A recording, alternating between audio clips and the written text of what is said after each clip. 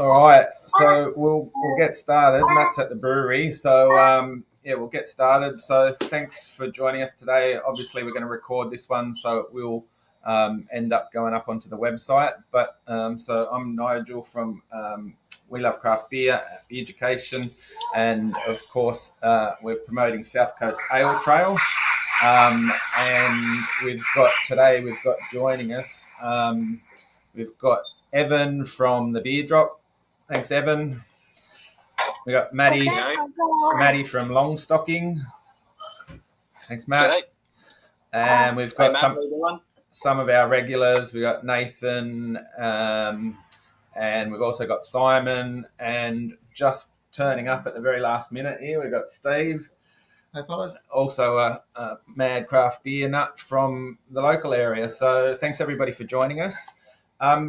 I'm just going to start with intro to Evan. And Evan, if you could just tell everybody a little bit about the Beer Drop and what you guys do while we pour ourselves a drink.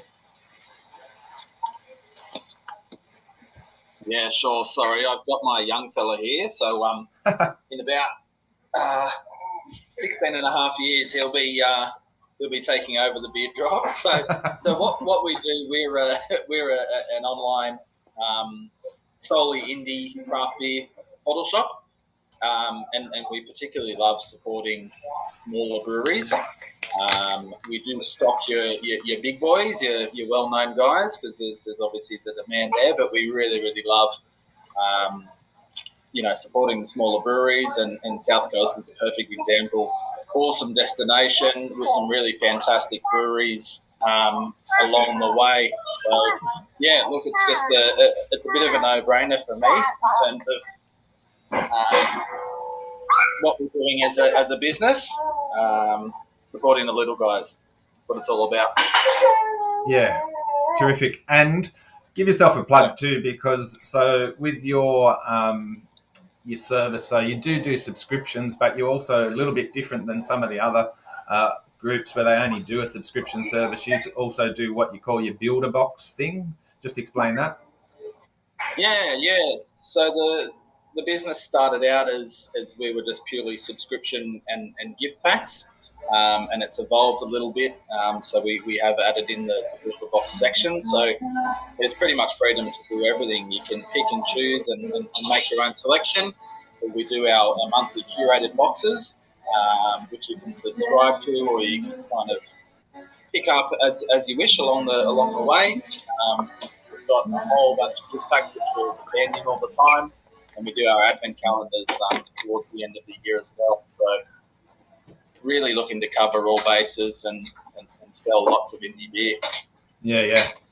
And you have some sort of like some packs as well. So with those gift packs or whatever you want to call them, like you'll have like, I think it's called the Hop Hunter pack or something, where you've got just basically like a whole lot of hop driven beers, and then you have other styles or packages as well. Yeah, absolutely. So along the way, there's people that do enjoy their hoppier beers, and we'll kind of gravitate towards them. But there's also people that like to try a bit of everything. So we like to cater for everything. Sorry, guys. That's cool. Very keen to get involved. Yeah, give him a beer. That'll calm him down. Oh no, sorry. I've got an RSA. So don't give him a beer, but maybe just let him suck on something sweet. All right. Well, thanks for that, Evan, and no doubt we'll come back to you as well. But while we've got Matt here, because I know are you still in the brewery today, Matt? Yeah. I just moved into the office because we've got a band on here, so didn't want it to be annoying in the background. But yeah, I'm here at the brewery. Okay. Sampling some beers. That's what I like. The hard work of a brewer that never gives up his job, and even on Sunday is dedicated to come into the brewery and sample beers. Well done, Matt. Yeah, it's hard work, but someone's got to do it. So, Matt, do you want to give us a little bit of intro about you, and also for those people who don't know about Longstocking Brewery? Yeah, sure. So I've been with Longstocking for just over a year now, and we're on the far south coast of New South Wales in Pambula. And we're a 12 hectolitre brewery now. We've just, in the last 12 months, expanded. So we were brewing out of a little 200 litre system. So we were nano, tiny. And now we've expanded. So we are able to get some more product out there and keep the bar going, which is good. And the brewery's been open for about 5-6 years, and the demand's just growing in the area for craft beer, which is great. When the brewery first opened, it's definitely we're in a rural town where a lot of people go to the pub and definitely enjoy drinking the big macro kind of commercial beers. But since we've opened, we've got a lot of loyal locals now that will come in and are really getting into the craft beer scene, which is good. So as well as focusing on, since I've started a year ago, trying to kind of put my influence on the beers, which is probably more of an American style kind of new, hoppier IPAs and stuff like that. We have always supplied or had a range of beers here that kind of is a really good introduction to people just coming into craft beer. Beers that aren't too kind of in your face as far as hops and bitterness and strength as well. Alcohol, we kind of keep all our beers around the 4 or 5% mark. Yeah. But yeah, we've got a range of about 12 beers that are always on tap, and then we're starting now to do some kind of seasonal special releases as well. But the 12 beers that we have, mainly we do have, we've got new IPA and kind of American Pale Ale and an XPA. But our core range is really based around probably some more traditional style beers like a Pilsner. We've got a Vienna German style lager, and our Irish Red Ale, which I'm drinking right now, which is a really popular beer that cheers, Nigel,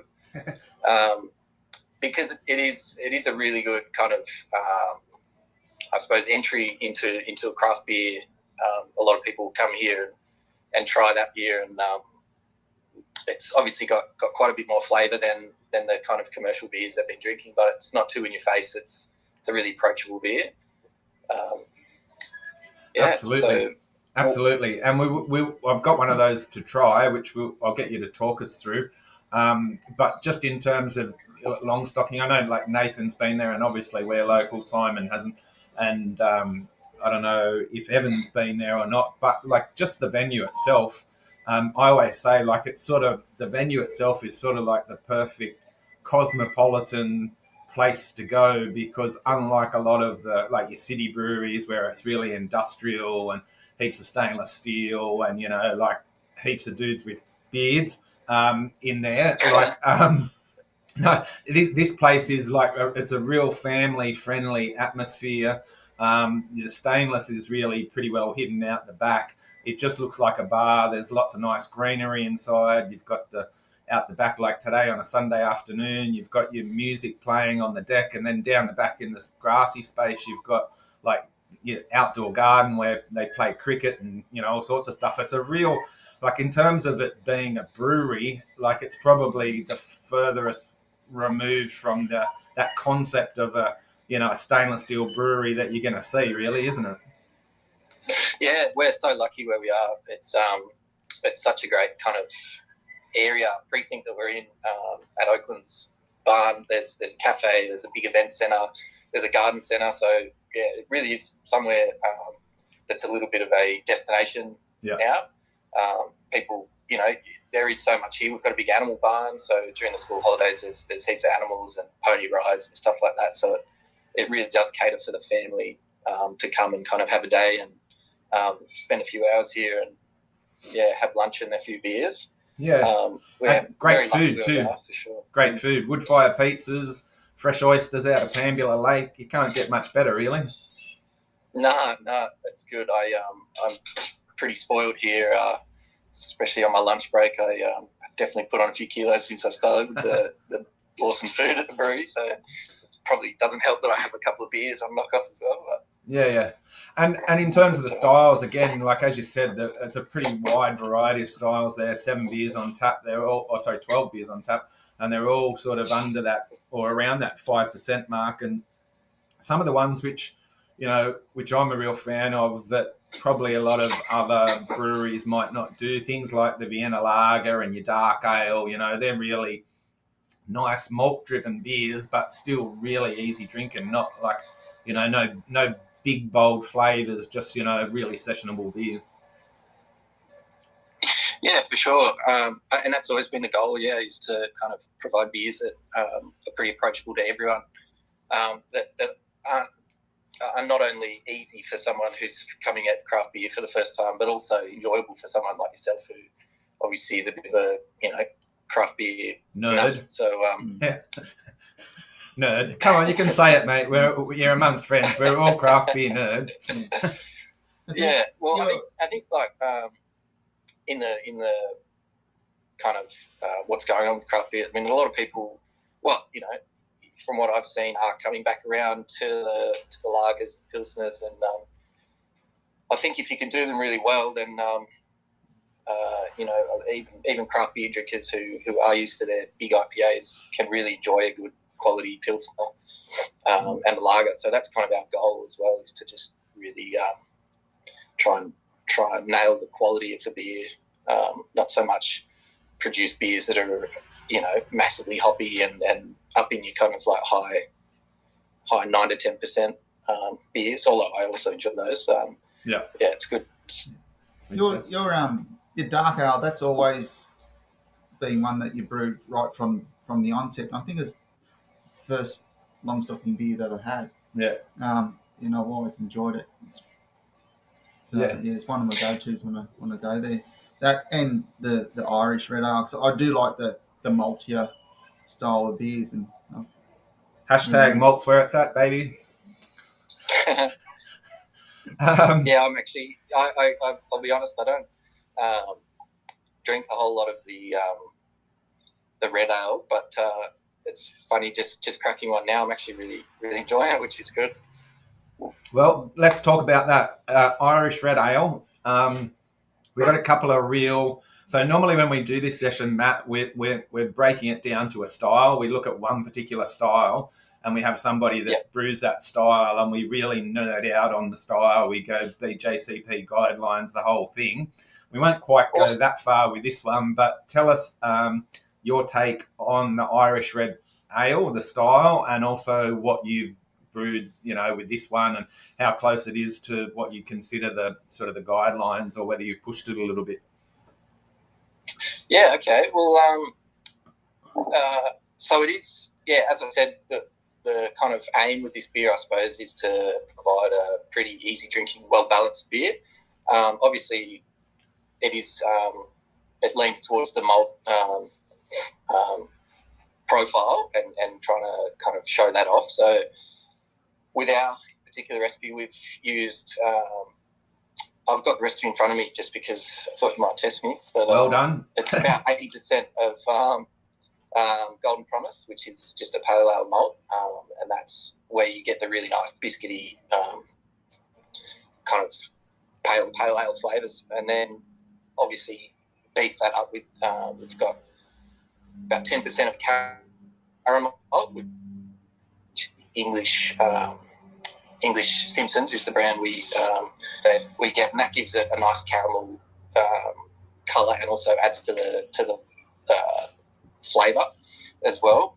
I haven't actually looked at the guidelines, to be honest. I'm assuming that our Irish Red sits pretty well in between the guidelines, but we aim for a bitterness around 20 IBUs. Yeah. So that's maybe towards the higher kind of end of the scale there, but I, being someone that does like hoppier beers, probably prefer that just to be slightly, the bitterness just to kind of match that malt profile. And we use Mosaic, which is something that's probably not really a traditional Irish red hop, but I would really go so as far as to say it's guaranteed not to be in there, but yes. Yeah. They probably don't even know how to spell it over there, do they? No, Mosaic. What the hell is that? I never heard of that one. So we've got Muzzles as a bittering hop, and then Mosaic right at the end. So I suppose that probably leans more towards the American kind of take on the Irish red ale.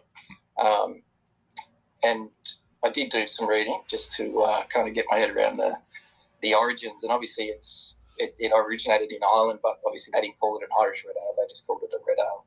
Yeah. And then once it's been popularised in America, and I suppose probably a lot of brewers are upping the bitterness, obviously, on their red ales over there, just to kind of match with the style of beers that people are drinking.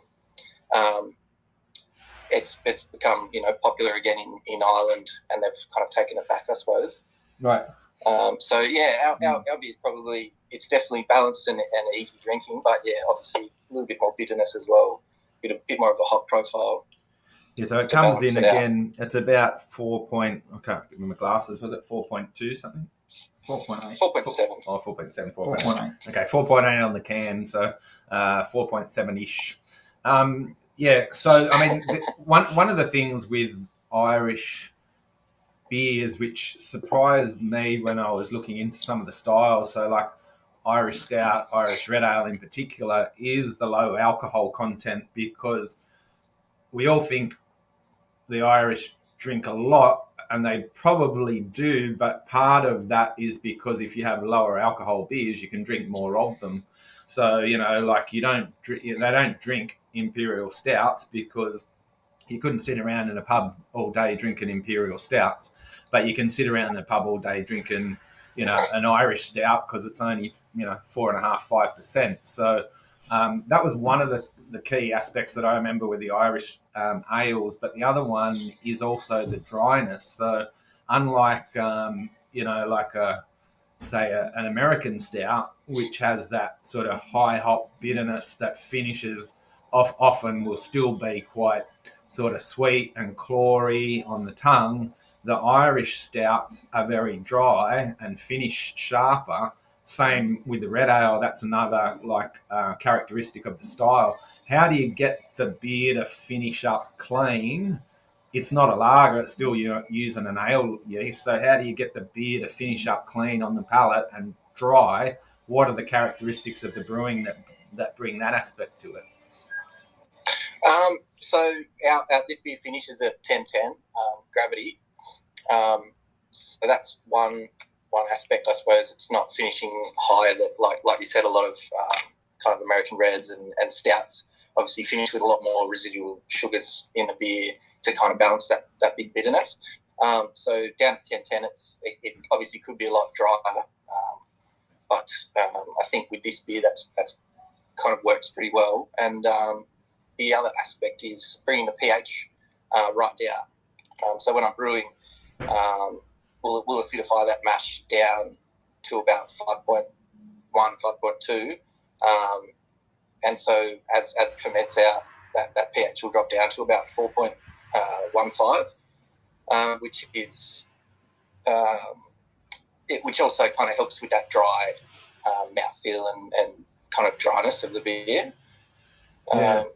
Which I quite like, because I like beers that, like, if I have a preference between an ale and a lager, I always take a lager because I like the way that it finishes a bit cleaner in the mouth and it doesn't build up over time like ales do. But with these drier finishes, I get it's a little bit the same. It doesn't build, like if you have 2 or 3 of these in a row, you don't feel like, your mouth's full of hops and, all chlorine all over your mouth. It just sort of, the first taste sort of feels like the last one, and it doesn't build up over time, which I really like. Yeah, it's definitely a nice crisp beer that you can, definitely have a few, which kind of makes sense, especially working in again with the venue where we are, is that we don't really have public transport here, and we are kind of, a little bit of a drive away from kind of the suburbs around us. So, yeah, it makes sense that people kind of can have a few beers and still get home. But you do have an awesome limousine service. Yeah, we do. Yeah, which is sort of like an upmarket Uber for this area. So they got a black minivan and they'll pick you up and take your group, like a sort of courtesy bus type arrangement. Except, I mean, you pay, but like that sort of little thing where they'll come out and pick up a group of you and take you in. So it's pretty cool. Nathan, when you were there, like, do you remember having the Irish Red Ale? I do, yeah, and I did. Fortunately, I kept my notes from the tasting paddle, which is kind of thing. I need to remind myself what I had, but yeah, I really enjoy the Irish Red Ale. Yeah, my journey sort of still working back towards the maltier side. Started at the hoppier side, and I really enjoy the maltier, darker ales and the red ales and that kind of stuff nowadays. But yeah, I think everything you touched on in terms of Longstocking as a location is spot on. Like, I think I sat out there for probably a good 2 to 3 hours, and the only reason I can is because the kids were playing cricket or having a pony ride, and the wife's sort of sitting there in the gardens. I had a look through the garden centre or the art centre or whatever it was, and we had a couple of pizzas and we just sat there having a few beers. So it's that real eclectic group of little venues all in the one, which makes for a pretty good spot. Exactly, which sort of leads me, I guess, to the South Coast Ale Trail, and again, you've been to all the venues now, but I think point of difference. I mean, yeah, you can go in and you go to Marrickville in Sydney and visit 8 breweries in walking distance in an afternoon, or you can do the South Coast Ale Trail, which is spread out over 350 k's, and you really need probably a good 3 or 4 days to do it and make, you can drive up and down in 2 days. That's no dramas, but you're not going to be able to sit down and have a drink and enjoy. But with the South Coast Ale Trail, I mean, you think about like Longstocking, but then you can pretty much those venues are all the way up and down the coast, because like Camel Rock Brewery, it's in the middle of a holiday park. And so the kids can be playing chess out the front, and or they can be playing mini golf, and you're sitting there having a beer in the garden and have some nice food. Browley Brew House, which is pretty new, only opened the end of last year. Great little place right opposite the beach. Outdoor beer garden, good food. By the way, Browley, just a bit of a plug, and I don't know whether you've even got any of these yet, Evan. Have you got any of the cans from Browley yet? I haven't. I spoke to, I can't remember her name now, but I did have a chat on the phone to one of the girls from Browley. So I am going to be getting some of them in. So, they only had one can originally, or one beer in a can, but now they've got 3 or 4, and they do this one here, the West Coast Pale Ale, which is really good. Do you remember that one, Nath?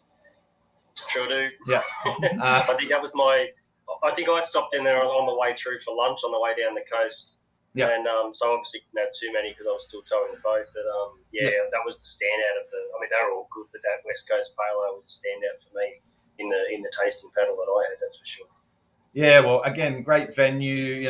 Good food near the beach, relaxed vibe, good beers. And I think that's the one thing that if people are thinking about making a journey down the Ale Trail or coming down the South Coast, is it's like the regions are so much different than the city. Like, again, you could go in and buy a 9% hazy or a barrel-aged sour,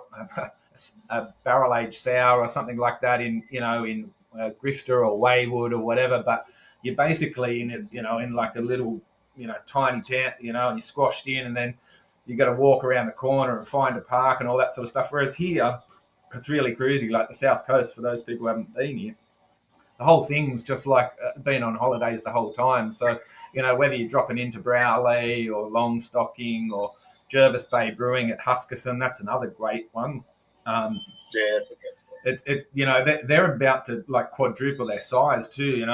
They're building this massive production facility right across the road, but they've got a great little location there with with food trucks and coastal vibe, all that sort of stuff. And then as you go up further, we've got Tilba Brewing Co. at the Dromedary Hotel. That's another one. I don't know, Evan, have you got their pale ale yet? I haven't, no. Okay. So I've got to get onto that. And they've just released an amber ale as well. They had an event last night, which I was trying to get to, but didn't end up getting to. But they've just released an amber ale. And then, of course, as you go further up the coast, you get into places like Southeast Brewing Resin, Rube Goldberg, and of course Seeker and Jeff from Seeker hopefully joining us tonight. But as you come down the coast, the further you come down, the more relaxed it gets. So, we get down here and everybody's having a holiday all year round. So, for those who haven't been to the South Coast, that's a good reason to come.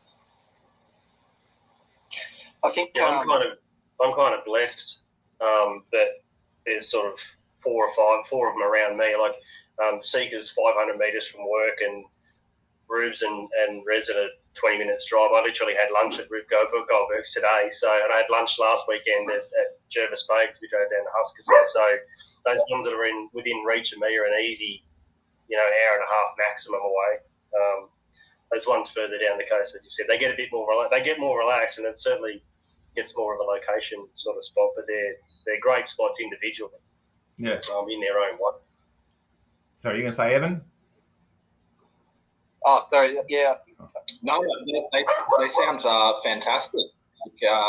Especially Longstockings. I think I need to get down there. I haven't been to the brewery, but it sounds like a great spot to take the family and enjoy some food, let the kids run around and have some beers. Looks like Mac's going to show us around, are you? Oh, well, I was getting another beer, but I can definitely show you the brewery. I've actually got a red ale in the tank right now, which I should probably have a little sample of just to make sure it's ticking along well. The other thing about the breweries is they're all a little bit different too. So one of my, I can't say favourites, but one of the ones I really enjoy, Rube Goldberg.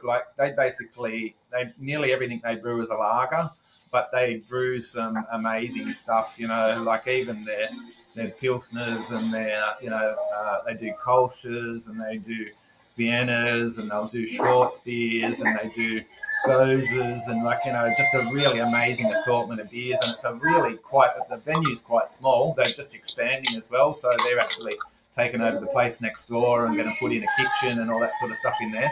But again, the sort of cool, relaxed vibe of all these places makes it, it is sort of, there's a fair bit of stainless when you walk in there, but again, they're just sort of, great places to hang out and more than just a brewery. They're great venues.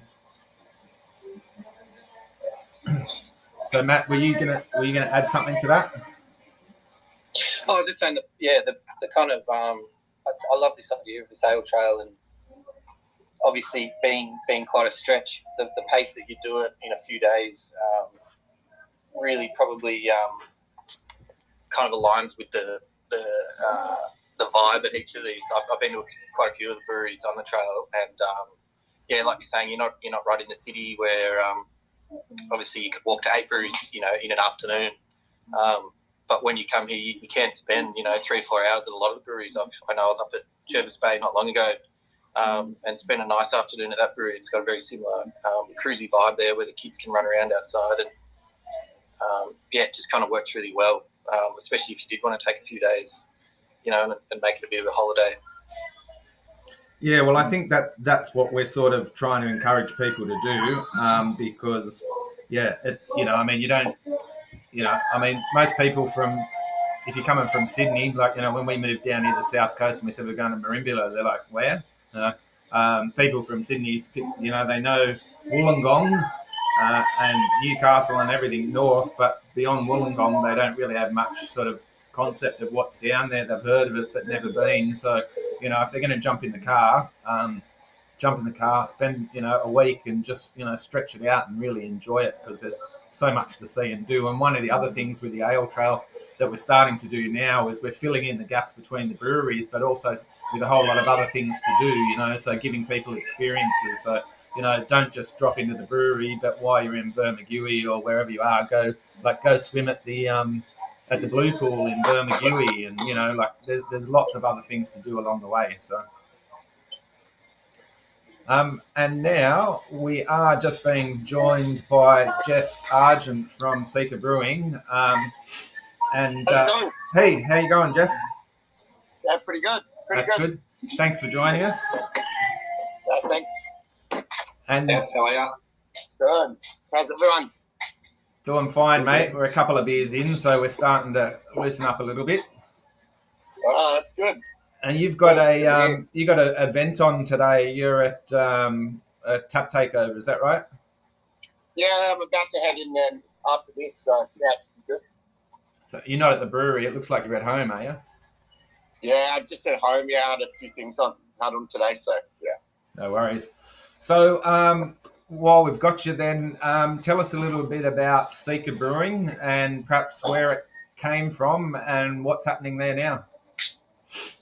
It's funny, I've got caught out with my Grassy Knoll shirt on today, but yeah, so Seeker's kind of started out of the brewery that was once it was Full Eye Brewing. We've taken over the space there. Yeah, with that we started with a new brand, and yeah, it's been going quite well. So yeah, tell us. So Grassy Knoll, you were basically you were contract brewing out of Bull Eye Brewing, which is in Unanderra for those people that don't know, which is as you're heading down south on the freeway when you see the big Barhide Temple or whatever it is on the side of the road. It's basically about 100 metres from there. And so Grassy Knoll, that was something that you'd started in Bondi in Sydney, and then you moved down there and you've been brewing out of there for a while. Yep. Yeah, so I was doing all the brewing, out of Bull Eye Brewing, and it was working pretty good. So then, I got offered to sort of take over the space, and with that sort of meant a couple extra investors, and the decision was to start a new brand, and it's been tricky now, kind of finding enough space to do both. But I think, it's hard to say kind of where we'll take it, but probably predominantly now is focused on like the Seeker brand and all things with that. So yeah. Yep. So tell us a little about Seeker. We've got one here we're going to crack in a moment, but tell us about what you're doing with the Seeker beers and the branding. Well, like the idea is that we kind of wanted the Seeker sort of brand. We really wanted to tie it in with the local community in Wollongong. Brew beers, for the lifestyle, like surfing and mountain biking that Wollongong's like sort of pretty well known for, and what we're all into. Like all the staff are into sort of a lot of those things. So that's kind of why we why we sort of started the brand. This fun seekers. Yeah, and you also quite a few of you are into music as well, and yourself and your brother do play a bit. And when I was up there for the opening, you had a gig, and you're doing sort of Sunday sessions. Is that right? Yeah. So we're putting on a lot of music at the moment now. We've teamed up with another local guy, Dan Radburn from he used to run Rad Bar. So that's it.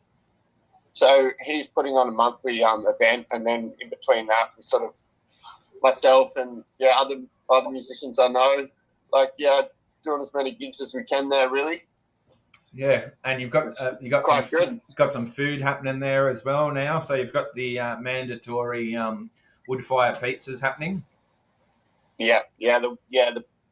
I'm a big pizza lover, so it was nice to get the pizza truck in there, and it's I think it's helped a lot because there wasn't really operating much food there, and I thought that it's a pretty solid decision to go with stick with just just pizza instead of sort of mixing it up. Yeah, which is good. Well, we, even from a commercial decision, I mean, pizza and beer go perfectly together, but from a commercial decision to have food on site just basically means people can drink more. So good move. Yeah, that's it. Yeah, that's good. Pizza and beer. We get a lot of people coming through, just picking up the pizza in a 4-pack, which is good. So it's been working well. All right, so tell us about this one in particular. We've got the Mystic New England IPA, 6.2%. Tell us a little bit about this one. Yeah, so it's a recipe that I've been sort of worked on for the last couple of years. I really love the hop combos Sabro and Samba, which was once called Samba. I don't know why they've changed it. I think it was a copyright thing. The Samba dancers didn't like it.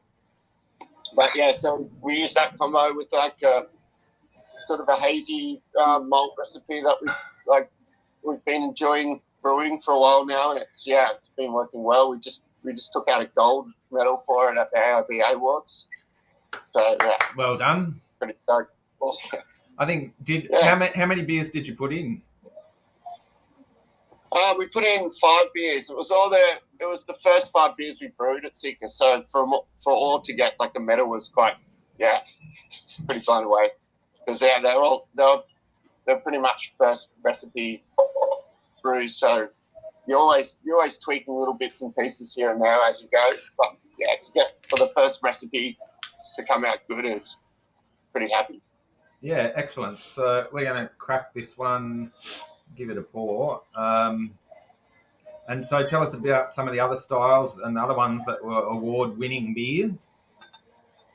Yeah, so other hazy pale, the Huck Hazy that we did in collaboration with Huck the World, the mountain biking brand in Wollongong, that took out a gold. And then our low ABV Maxi Smalls got a bronze, which was, I thought, pretty good because it was classed in like the mid-strength category. There was no kind of low ABV one this year, right?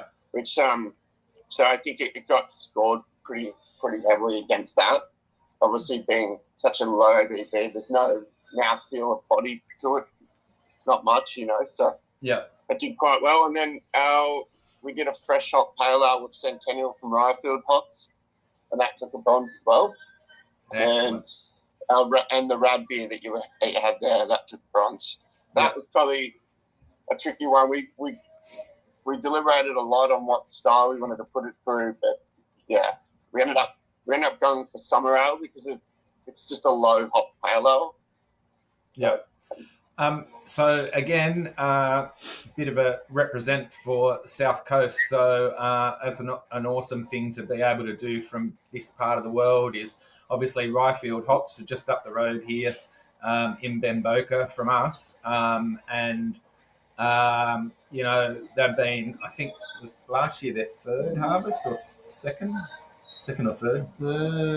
Yeah, it's probably third. Yeah. Third or fourth. Yeah. Oh, really? Yeah. Well, major harvest. They had a very small one the first year. Then they had another decent one. Then the drought hit them quite bad. Yeah. And then would have been the fourth. It was a pretty good one, I think. So yeah, they're obviously commercial hop farm, which is, I said only 20 minutes from here in Merimbula, but they had a pretty good season this year, and their hop harvest, which is in March, basically a lot of the South Coast brewers get hold of that and do wet hop beers, which is really cool.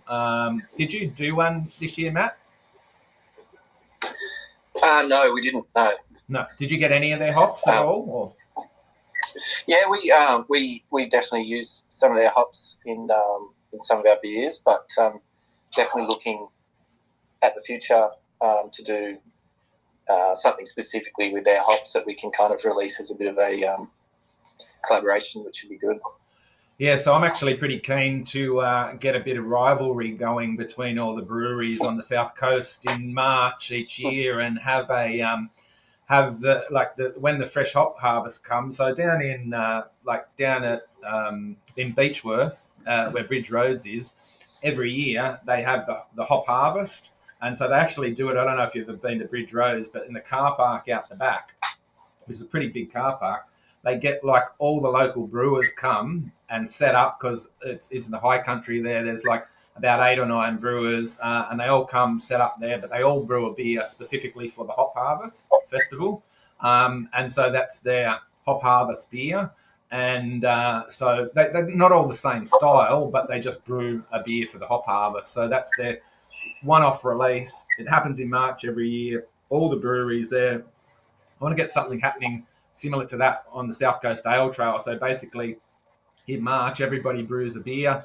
It's called the South Coast, Hop Harvest beer, or whatever we put a name to it. And then you can go down the trail and taste, the Hop Harvest beer from each one of the breweries. And just, like when I say rivalry, but it's the idea is that everybody's got one, and it's a good reason to head off down the coast, because that time of the year, because the one in Beechworth is on the last weekend in March, which is just so happens to be around my birthday. So I generally try and go down there each year. I didn't go this year because of COVID, but it's a really awesome festival. So yeah, it'd be good if we could get something happening like that as well on the South Coast. And then another great reason for somebody like Evan to go, hey, we're going to put together the South Coast Hop Harvest Pack or something like that, all the freshest beers with hops brewed here. And the other cool thing is now they've got a yeast lab.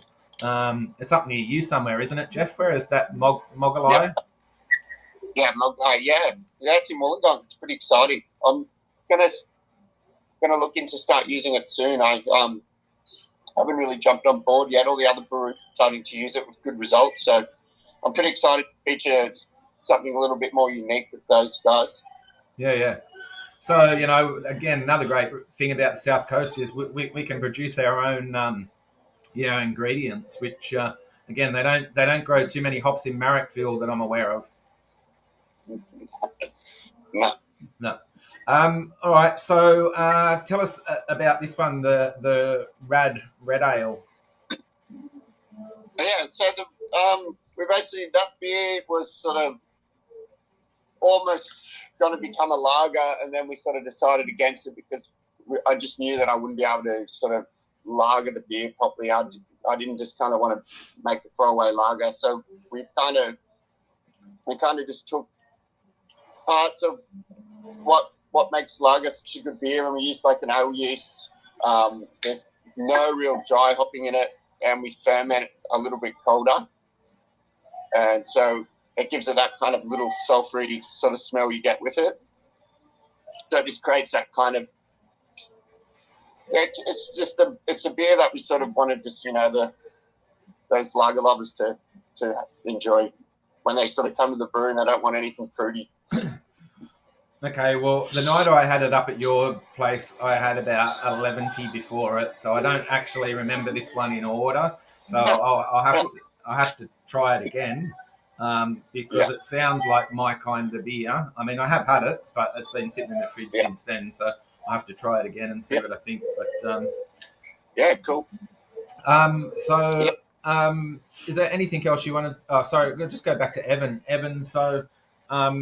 With the idea that people if they want to build a box of beers, you've got a fair range of South Coast Ale Trail beers there now. You got resin.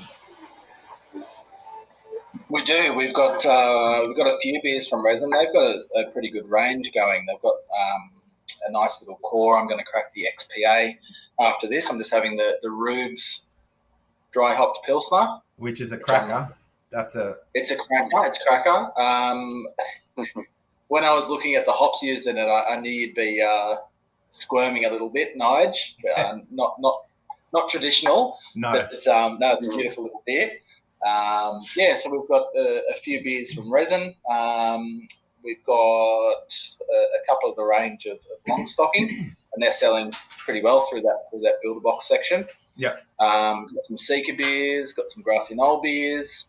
And who else do we have? So Browley, you're going to get when they come on board. Jervis Bay, you've got some Jervis Bay. Tilburg as well. I need to grab their pail. You've got some Jervis Bay as well, haven't you? And Jervis Bay, yeah, of course. Yep. Yeah. And the only other one, Southeast, is because they're not packaging yet, so that makes it a little bit hard to sell. You can't sell the kegs. So, that's right. But it's great that we've got the diversity. As I said, the South Coast, it's 350 k's from Sydney to Pambula. It's not something you do in a day, but there's a lot of great little venues you can come down, each with their own little take. Again, I go back to Rube Goldberg, which mainly brew lagers, and they've just got some really interesting and diverse type stuff in there. But every brewery's got its own sort of, I guess, unique spin. But so many great beers and award-winning beers now too. So congratulations to Seeker, and I know like Jervis Bay put in quite a few. They had quite a few wins. I don't think Resin were in. Southeast didn't. Browley didn't. Resin, I think picked up a silver. Oh, did they? Yeah. But IPA, I think.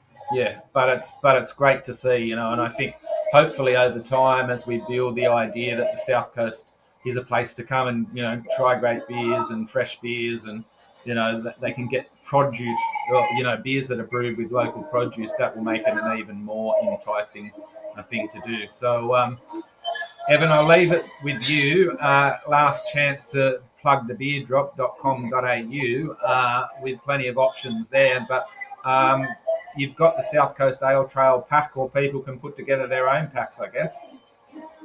Yeah, we do. And the South Coast Ale Trail pack has been going well. It's been ticking over nicely, which is good. And it's basically, I think it's a really great thing for either people that have travelled and maybe holidayed in the South Coast region and have enjoyed it and can get a pack delivered to their door, but also people that may have lived on the South Coast and have moved interstate or whatever. We get people kind of gifting them and having little notes saying, little slice of home kind of thing, which is cool that we're able to provide that to bring a range of beers from the area and get them to people's doors across the country. It's awesome. Sorry, I thought we haven't finished the hazy yet, but I thought if I go without trying the red ale, and afterwards I'm a huge fan, and then I've got to message Jeff and go, "Hey Jeff, the red ale's really cool, man," and he's like, "Well, why didn't you try it while you were doing it?" Then pressure's on right now, though. Yeah, the pressure is on. So I think I should mention too. There's also like another fantastic, I guess, a barrel blending brewery that's kind of started opening up called the Barrel Shepherd. Yeah. Yeah, nice. I'm looking to do a collab with him soon, but yeah, like I think it's one of those things that's watch this space because he's got some cool beers and barrels at the moment. Yeah, Where's that nearby? Near you, Jeff? No, it's actually, it's in Bellambi, so I'm in East Cromwell and Wollongong, so he's up the road. I was going to say, is that the one that's in Bellambi? Because literally a mate from work messaged me last night and he was tasting their beers. They've been aging sours in barrels since 2020 or something like that, so that sounds really interesting.